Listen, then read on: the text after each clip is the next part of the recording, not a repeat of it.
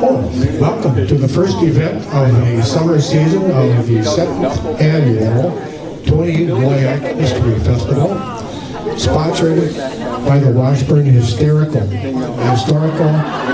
Association and the Washburn Area Historical Society.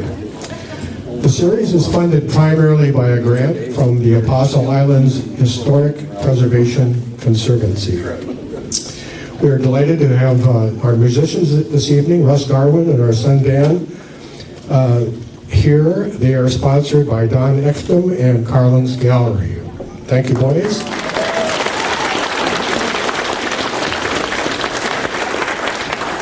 Russ Darwin knows about 200 songs and all the words to every one. We are excited to have Karlyn here this evening, and it says in the print that I think you can do a better job of the introduction than I can. So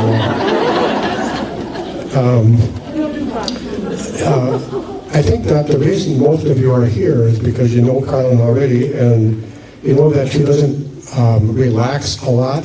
She keeps pretty busy, starting at about 5:30 in the morning, most mornings, when she doesn't meditate. She writes books, she plans lessons for her classes, she plans trips, both domestic and foreign, and I don't know what else she does because I'm sleeping.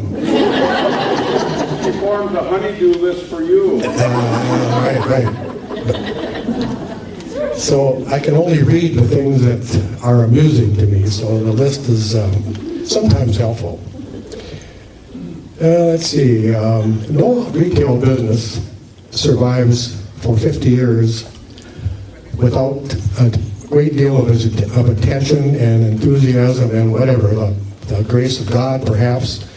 But many of you have perhaps tried the retail business. You know it's a tough game.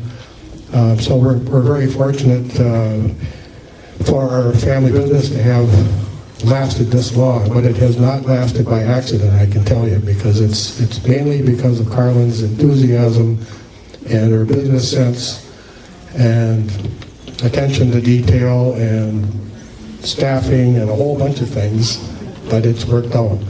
And my job is to stay out of the cotton picking way and keep the building from slumping into the earth or tilting worse than it already does.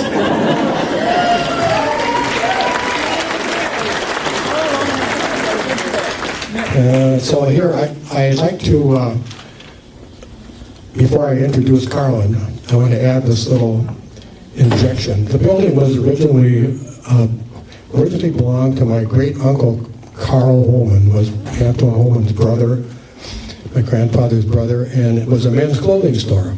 And I remember going there in the company of my grandfather in about 1940, when I wasn't very old. And I remember walking into the store and had a potbelly stove in the back, and there was Carl and some of his aged associates who gathered there commonly for no good purpose, but just because there was a fire in the stove probably. So that was my introduction to the old red front store. So I did this limerick tonight as an introduction. In Great Uncle Carl's clothing store, there's a serious tilt to the floor. When customers are leaving, they're often seen weaving. We're lucky when they come back for more.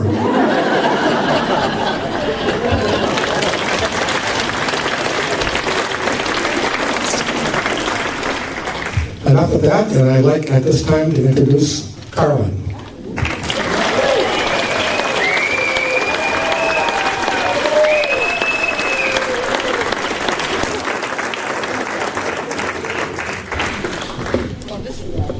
I'm so lucky to have this microphone. Is this working? All right. And I'm delighted to be here and share with you some of my stories over the 50 years. And I just realized as I'm looking at this slide, that was an unfortunate slide to pick for just to stay up there. Can you see all the paint peeling on my sign?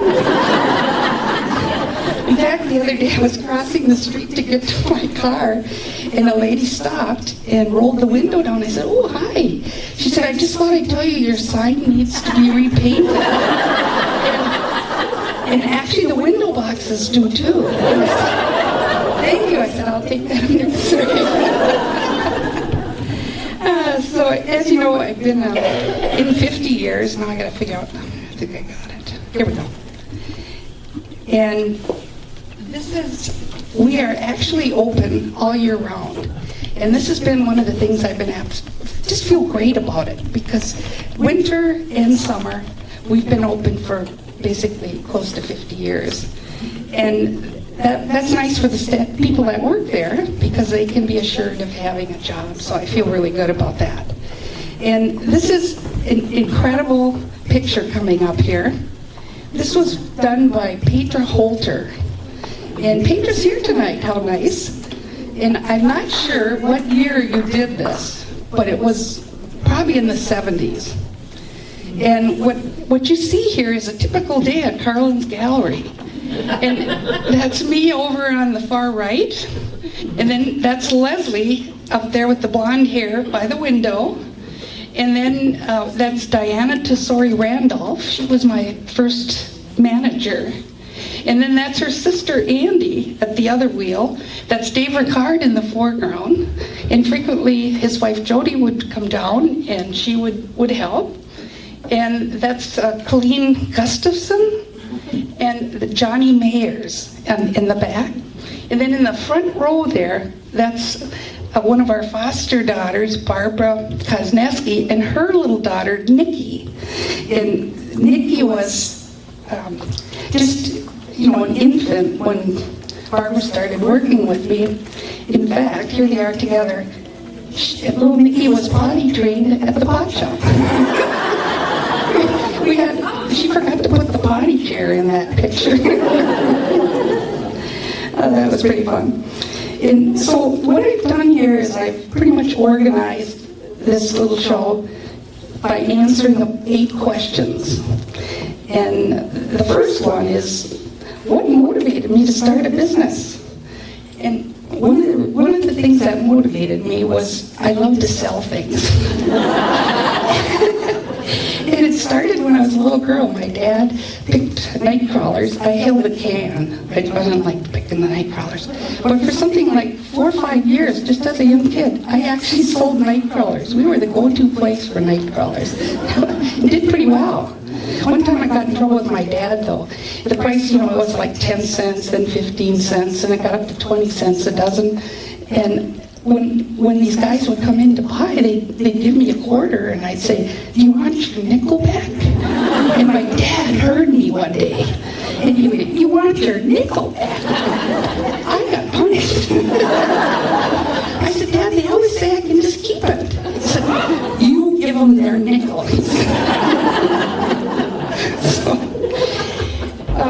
And then for a long time, before we bought the business, Gary and I hauled my pots around and my paintings around and went to art fairs. And that really is a lot of work. So we were driving down the street one day, and Gary said, my great Uncle Carl's store there, I bet that would be a nice place to have a little business. Wouldn't have to be hauling around to art fairs all the time. He said, "I think we should go talk to him," which at that point Carl was gone and his wife was living in the back. There was a nice little apartment back there. So we stopped to see her, and she said, "We were just thinking of putting this up for sale." And we said, "Well, how much?" And she said, "Well, $2,000. I went, "Oh my gosh, $2,000. And see, at that time, we had 3 little kids under 3. I think you'll recognize. And I was a stay-at-home mom. Gary was a school teacher in Bayfield. And $2,000 was out of the question. But you know what? We went down to the bank, and they said, "No problem, we'll give you a loan. It'll be for 7 years and $51 a month." Well, then, wouldn't you know this, and some of you will remember, there was a World War II vet. You'd see him walking around town. I'm trying to remember his name. I bet somebody here will remember. Bunny. No, it wasn't Bunny. But anyway, he needed a place to stay, so we rented him the apartment in the back for $45 a month. So now it only cost me $6 a month to get started. Oh, that was pretty funny. So now I'm just going to show you a little series of pictures that kind of show what it's like. This was the inside, and it's a pretty funky little place. And you had to bend over if you wanted to buy something. So most of the pots and things were just on bricks, on doors, on the floor. The display left a lot to be desired. That's not one of my strong areas. And it was funny, we had, we had a lot of light bulbs. I don't know if you noticed them in Petra's wonderful drawing, but she did stamping, and there were like light bulbs all over. Well, you can see one in here. See the bare light bulb? This is Gary pinning a corsage on my Nehru suit. It was brown with gold buttons. I thought, wow, this is so cool. And then we had a lot of fun making pots there. You saw how big the crew is. We absolutely loved it. This was my little corner. And, of course, the pottery in the front. And this is cute. This is Brianna. As a young girl, just out there. She'd come down and visit. Loved it. And the thing that was kind of fun is I had these potters. I mean, they were young. I had this hunk of burning love here. Denny LaValle. We had so many people, girls, young ladies coming in. They weren't there to buy pots. I knew what was going on. And then we had these two gals. Now there's trouble. And we had a lot of guys coming through too, so it was kind of a steady stream of young folks. But in between we worked hard. We were always working. A lot of stuff going on. And then what happened is, and Billy Vino was a visitor. Yeah, and he did so much to help too. We'd come in and we'd say, oh Bill, we got a problem back here. Because Gary was busy, he was out of town teaching, so Bill was just wonderful. Okay, it's the next slide. On this slide, you'll see, I was a little younger then, my hair was dark. Well, being a stay-at-home mom, what I did is I basically painted a lot of pictures, mostly acrylics, large abstracts, and pictures like this. And I was fortunate enough to get a show up in Duluth at Gallery 5, which is at that time was a really nice downtown on the Main Street gallery. And I went up to hang the show, and Gino Palucci's son came in. Now, some of you probably have heard of Gino Palucci. He started over 70 businesses. He had Chungking and those pizza rolls. Anyway, his son came in. He liked the work, and he bought the entire show. I had 43 paintings, and he bought all the paintings.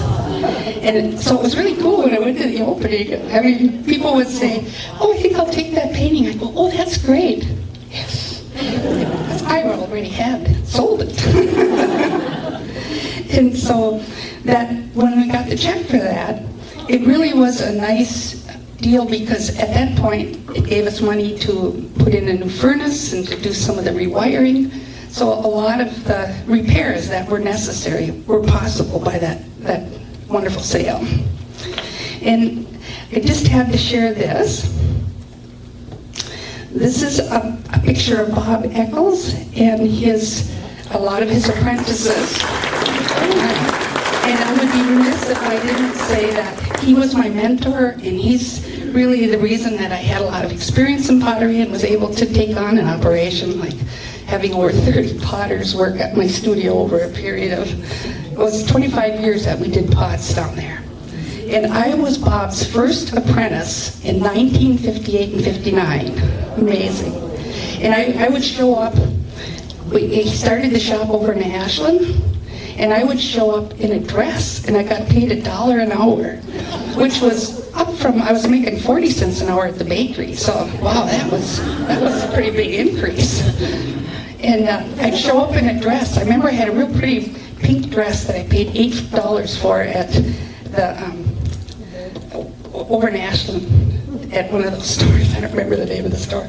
Anyway, I showed up in my dress and realized that was not a good idea. Within about a week. And I had a little motor scooter to get back and forth.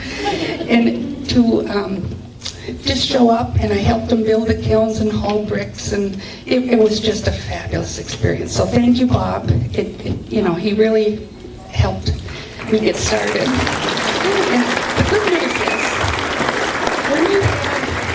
when you have a number of art galleries and artists like we have here, that makes us a destination. Bob and I never thought of each other as competitors. We were there to get people to come here. We worked together. We encouraged other artists to open galleries or whatever, studios, whatever they wanted to do, because the more people we get here, the more people that are going to come. You become a destination. So now what's next here? This is just a whole series of pictures. I worked for Bob in 58 and 59. And in between, I finished college, got married, had 3 kids, and 10 years later, opened this shop. And these are some of the people that work together. Here you can see that's pretty much the same crew that you saw earlier. So here we go. This now has Dave Ricard in it, and pretty much the same crew again. At this time we had the pot down on the ground, and then we put it up on the building, and then it got kind of dangerous, so we took it back down again. So that pot, it only weighs over 1,000 pounds. It's been moved around quite a few times. And another thing I have to do, I have to say thank you to Dave Ricard. If he hadn't come along and been part of our crew, I could never have done all the things. He built basically all the kilns, designed them, and he was an idea a day. Sometimes I'd say, that's enough. No, wait, just wait. He had so many ideas. Thank you, Dave. And here's another interesting thing. Now, 10 years after I bought the building, in 78, Renee joined the crew. There's Renee. Yay! So there's Dave at the bottom with his harem. and it was really cool. Having Renee, she would make jewelry and make, piggy banks and everything. And then we decided to do some remodeling. We just didn't have enough space. We got the World War II vet out there. And we wanted that apartment so we could expand. And it was just great. You can see Andy Oakey there. He helped with some of the remodeling. Here's the back. That's now gallery space, completely gutted. And then I did a little bit of help, but you know who did most of the work. I might have carried a few boards. And I did help, honest to God, I did help build the chimney on our kiln. And then we had expanded a 5-foot expansion on the side of the building where we mostly put our lamps. People would come in and say, is this a lamp shop? And I go, no, we've got everything here. And then we did an expansion towards the back so that I would have a bigger space to work in. I love that. And then Gary got the idea to put a second floor on the building. Now, a second floor, that's an amazing thing. And I was asking him tonight, I said, how come you build that second floor in the winter instead of the summer? Well, he said, because I could cut holes in the roof. And if it rained, it would run in, but when it snows, it doesn't run in. So he literally cut holes in where all the studs are, put up the, what do you call those, dear? Whatever. Stud wall. And then he built these roof trusses, thank you. and then after he got the roof on, he tore out the building part underneath, the existing roof, and there was our second floor. And it was pretty amazing feat, and he did this in the winter time, and it was so this is a picture of Dick Olson helping us, and this is believe it or not, that can't be. And I'm not sure if this is, I needed a picture that I could illustrate putting on the second floor. Anyway, Dick did help at some point. And the interesting thing is, it was February, and we had an incredible thaw. And so Gary said he was up on the roof in February in a t-shirt, and he could look out to the West End Park, and he could see the snowmobile races going on. I thought that was great. So another question I want to address is, how did I market my business? Now, this is a big deal when you start a business. How do you market it? Well, this is one of the best deals that we had at the time, and that was to advertise in the paper. And one of these little things was $50. That was a lot of money. And you don't know if anybody reads those, that's advertising in the newspaper. They read the newspaper, they don't always read the ads. So I called Bob Eccles one day and I said, hey Bob, why don't we start saying little things about each other to create interest in our ad? I bet you people would want, we'll get more people to watch it. And he said, so he always said, for those who know quality, gift appeal from the potter's wheel. Open all year. So I said, for those who don't know quality, forget appeal, get a good deal. Open most of the time. This is historic because it never went any further than this. I got a call from Bob and he said, I don't think I like that idea. So that's how far that went. That was fun. And then, of course, you'd put together brochures, those twofold, or whatever you call it. And in black and white was all I could afford, so I had a little brochure. And then, actually, my best advertising was writing on the window. And so this is our 25th anniversary here. And we just wrote on the window, come on in and help us celebrate our 25th anniversary. And by gosh, people would come in. That was better advertising than just about anything else. And then I actually did this. I painted this billboard myself. And somebody riding by took a picture of it and sent it to me, and I thought, what in the heck am I going to do with a picture like that? And I was kind of glad I had it for this little program. So that's enough of that. Okay. And then this is pretty cute. This is a program that I started years and years ago called Buy a Karlyn Holman Original Painting. And I used to call it Rent to Own. And it was $5 a month. And you could take any painting in the shop and you just came in and paid me $5. And it's been an incredibly successful program. And pretty soon I raised it up to $10 a month. And then pretty soon I said, oh gosh, this is ridiculous. Let's just take their credit card, divide it by 10, and send them a receipt every month for 10 months. No interest, no anything. I've sold thousands of paintings on this program, so I encourage, my artists are here from my class this week in the front row. Oh gosh. So think about that. That is a great way to do it. And I just have one little story about this. Two little stories, actually. One day I looked up and there's my mom. She got $5 in her hand. She said, I want to buy a painting. I said, Mom, you can have any painting in this shop. I don't have to take $5 from you. She came in on the first of every month with $5 and bought a painting. And then my first foster son was Tommy Nelson from the island. And at that time, Tommy had a girlfriend, and he decided to buy her 3 months' rent. So he gave me $15. And he went to this birthday party, gave her the painting. I think it was worth about $200. And she liked the painting and bought it. That's kind of a funny story. Okay.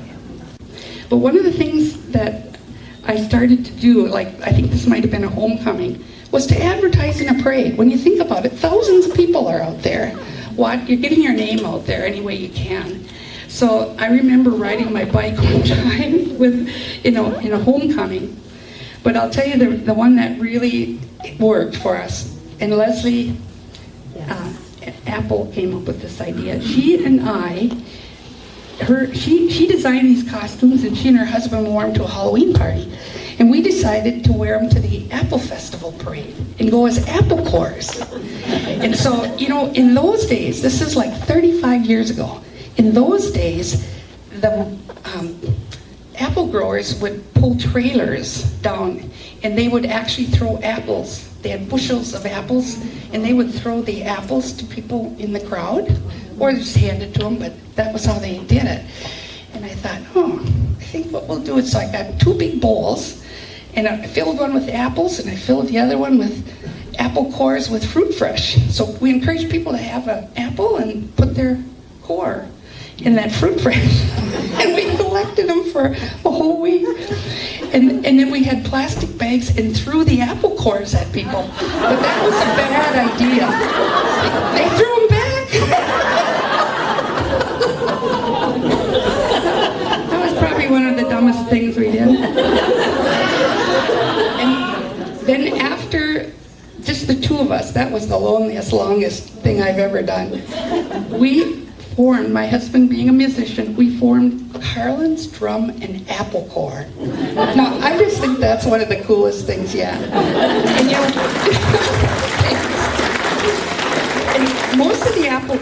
anytime you hear the word corps, like drum and bugle corps, we are talking, precision. Well, wait until you see the apple corps. This is pretty good. And I love that sign. And what we do is we warm up at the Baptist parking lot before the parade. And see this sign? It's the rum and apple.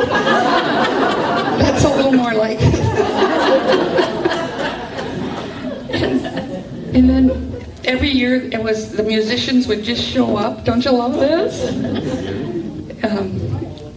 Anybody recognize him? Yeah. I know you did. And they didn't always have the music down pat.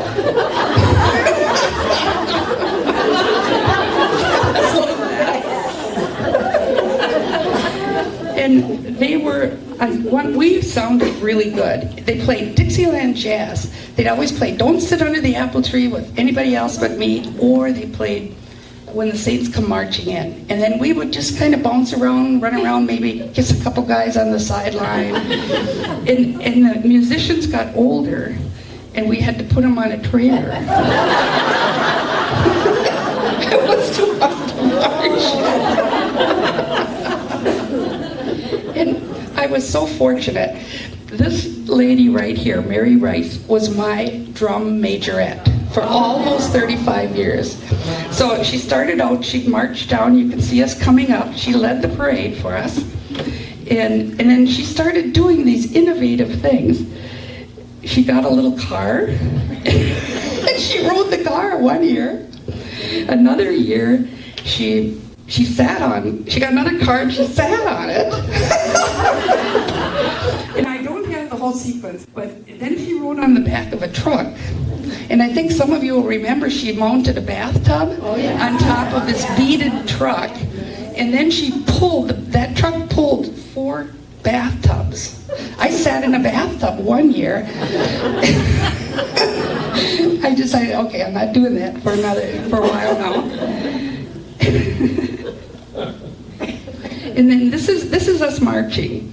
You can see, sometimes we'll get somebody who'll say, listen, we got to get a little precision going here.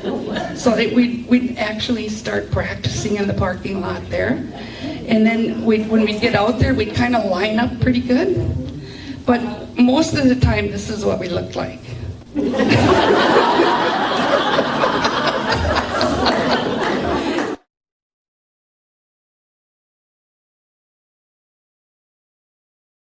When I first opened the shop 50 years ago, we were just a little tourist attraction. We were what you call a brick and mortar store. People just come in, hopefully they liked what they saw and would buy a pot. But now, the brick and mortar part is 20% of my business. Wow. So it's really, really changed. And what's changed it is the internet. So what you see here is just an example. Yeah, this is a picture off of my web page. Okay. And the internet completely changed, what I'm doing. And the online store, that's why that picture was up there. We have an online store, and people call, any English-speaking country calls in. We're shipping all over the world now. And the online store is about 10% of my business. And then, Facebook, email, Instagram, all that good stuff. And another question I wanted to address was, what was my biggest challenge? Well, obviously the biggest challenge is to have a family and a business. So having these 3 kids, when they were little, there's swimming lessons, there's birthday parties. It gets pretty busy. It's almost a full-time job. And then I did teach part-time at Northland from 1970 to 1980. And my biggest challenge, besides the family, was they multiplied. Next thing we know, we got 10 grandchildren and 4 great-grandchildren. So that was definitely a challenge. And the other one is technology.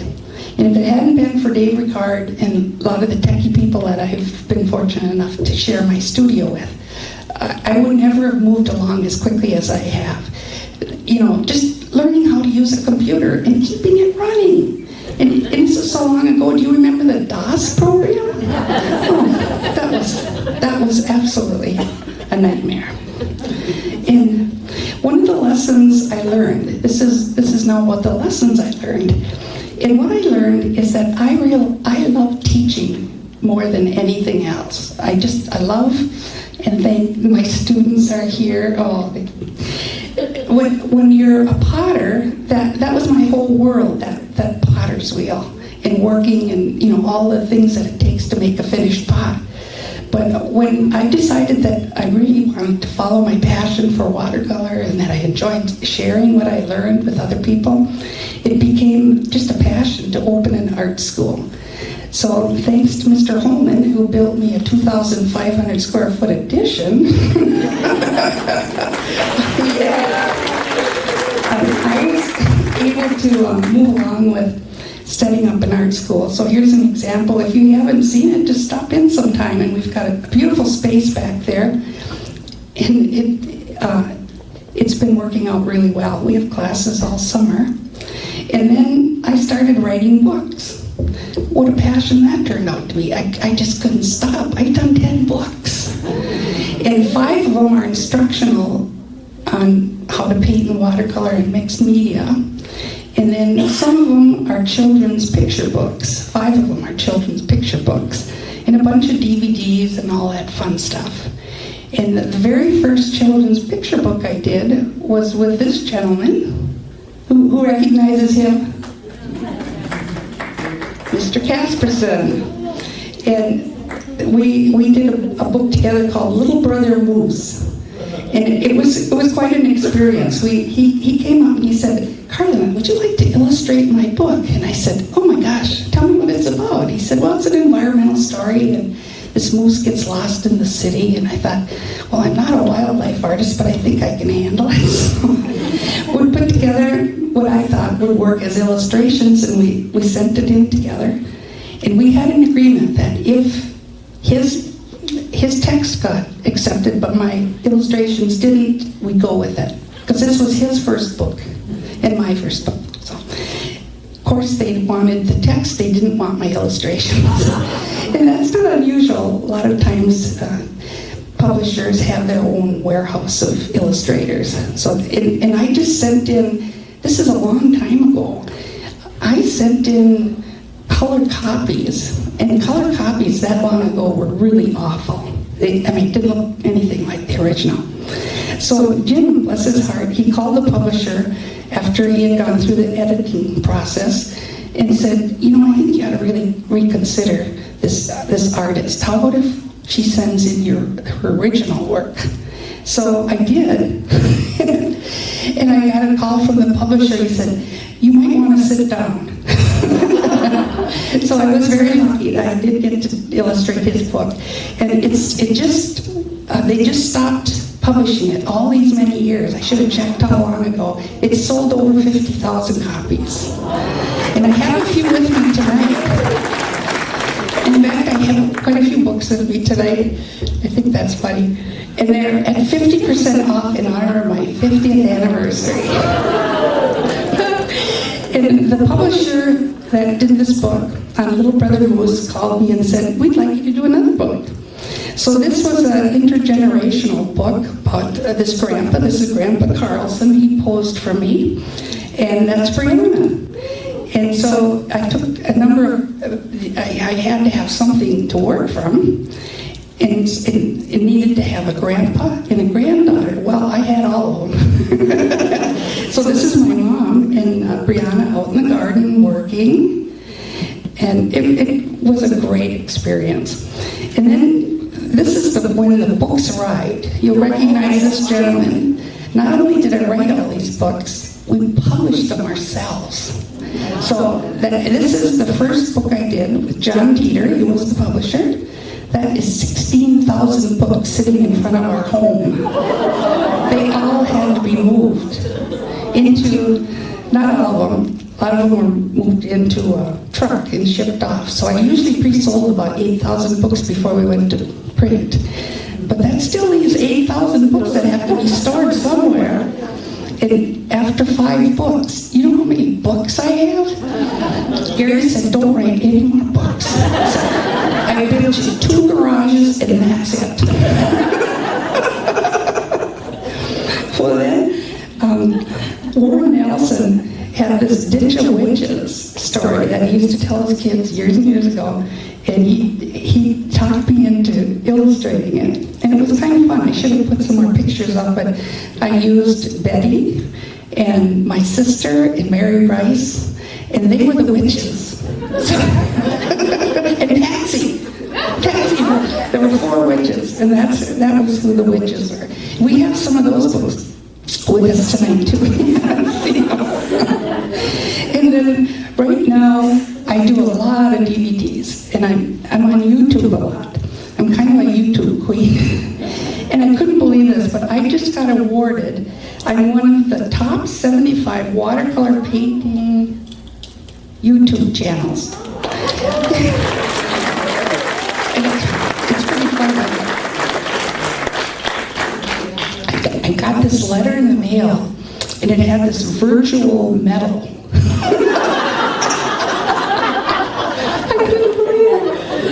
And I thought, I'm in the top 75. I wonder where I am. So I remember scrolling through, and oh no, 10, no, not 20, no, 30, 40. I'm 52.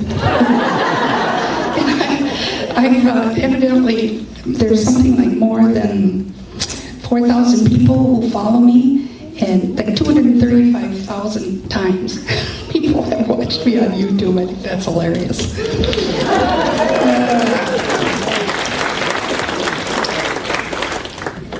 And then another thing that's been really successful for me is an online class. And Jonas, who's with me tonight, is my production manager. And he rents the space upstairs in my gallery, so I don't know how I can be so lucky. I can just be down there getting ready to film, and when I'm ready, I can holler up the stairs, hey Jonas, is this a good time? And he can come down and film. And we just completed a whole year of online classes called Keeping Up with Karlyn. And it's amazing. I've sold over 400 memberships. And people all over the world, I mean all over the world, have bought this. And I just wanted to tell you that if you're interested, it's still available. You can watch it anywhere, anytime, on any device. It's $400, but for you, $50 off. And if you can see me here in my studio now, we've got it all set up. Lots of the kids. This is Jones over here. And lots of the cameras, those are all on me under this setup. We got fancy lights and everything. We even bought a teleprompter, but we've never used it. I think that's kind of funny too. And on this Keeping Up with Karlyn, you get a little gift bag. We mostly sell it off the internet. And I've been so fortunate now that That's about 30% of my business is the online class. And then I like to do international travel. In case anybody's interested, I have 6 international trips next year.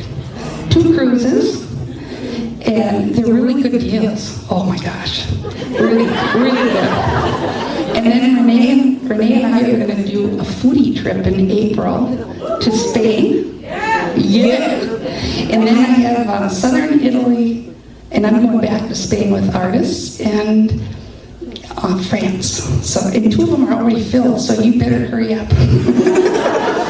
And here you can see, this is a cruise boat I taught on last year, 21 days, and it was just fabulous.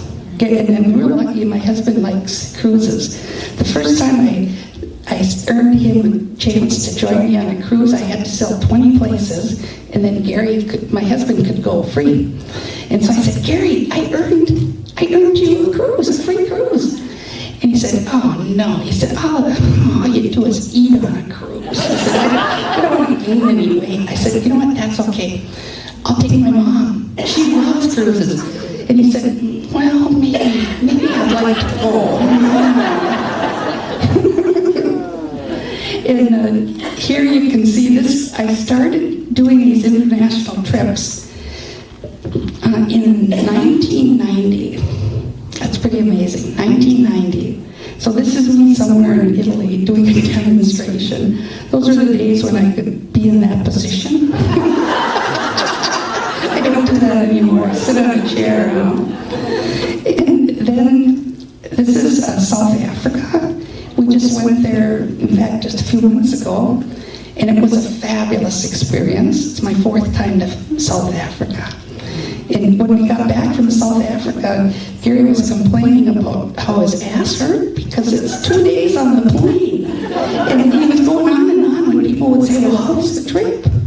He'd say, oh, that's those 2 days on the plane, it's a killer. Never said anything about the safari, the food, the weather, nothing. I was waiting. Oh, surely he's going to say something else. He didn't. I went and crossed him off for the next trip to Italy and the next trip to France. And he was very lucky. Some people canceled at the last minute and he got to go. But I just completed a trip to Ireland. It was my 90th international trip that I led. So I think that's pretty hard to believe. I can't believe it myself. And this is way back in the early 90s.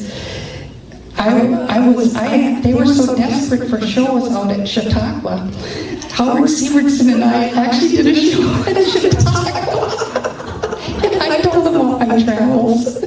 So I've been on the same stage as Ed Monroe, and I could go on and on. We all know all the wonderful people there.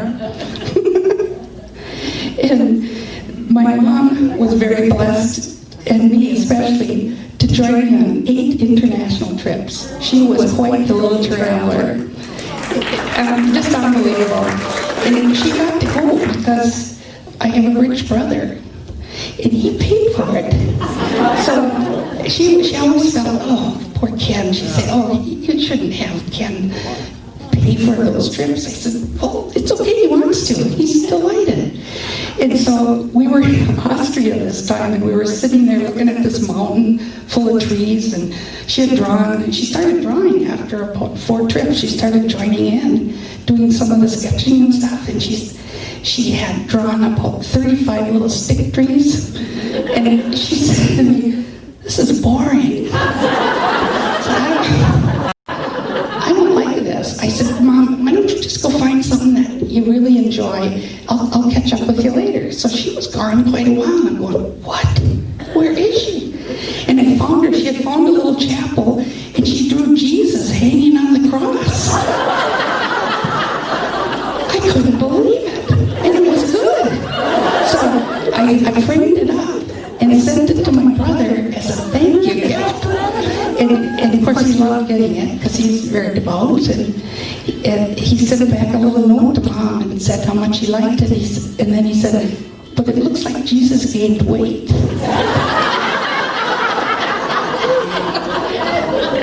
I called him up, I said, is that the best you can do? That was pretty funny. Oh, okay, so we're almost done. Now, the key to my success, this was the question I was supposed to answer, and that one is easy. This guy. I couldn't have done it without him. I found his picture. I remember when he used to get his hair permed. And look at all the hair up there. And he's so cute. I get it permanent too, of course. And this is what he looked like after a 21-day cruise. Decided to go out again. And then this is what he looks like today. Yeah. So the last thing I'm going to address is what's the best part about being self-employed? And that's really pretty easy. First of all, of course, you can manage your own timeline. But one of the best things is that you can surround yourself with people you like. And I am so blessed. I have the best crew. Jonathan, my front desk person. And this is Jonas, my production manager.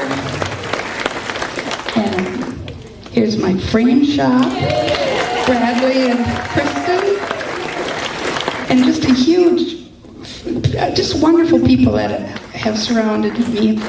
And Woiak Lorber does a lot of classes. She's a wonderful teacher, and she's teaching in my studio all the time, doing a fabulous job. And you can see people come in, bring their kids. We have probably taco parties, a couple times a month.